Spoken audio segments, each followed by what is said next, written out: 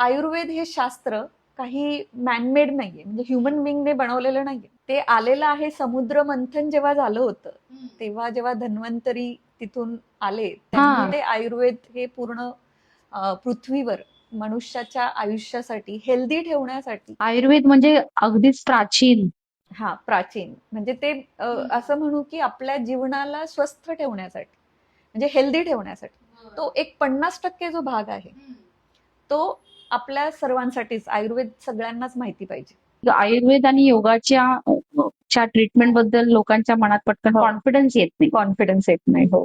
तर ते कॉन्फिडन्स वाढवण्यासाठी किंवा डॉक्टर, ॲलोपॅथीचे डॉक्टर आहेत त्यांनी पण ऍडवाइस करणं गरजेचं आहे असं वाटतं. गरजेचं तर आहेच. आणि आत्ताच सांगायचं झालं तर खरंच आता चाललंय ते, म्हणजे इव्हन ॲलोपॅथिक डॉक्टरही ऍडवाइस करायला लागले.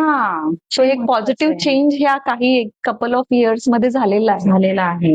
कारण की जे सगळ्यांना हेच माहितीये, डॉक्टर म्हणजे ते जे इंजेक्शन देतात, गोळ्या देतात, किंवा जे आपले MD MS जे आहेत ते. पण आयुर्वेदामध्ये पण MD MS आणि हे सगळे डॉक्टर्स आहेत आणि ह्याच्यामध्येही ट्रीटमेंट आहे.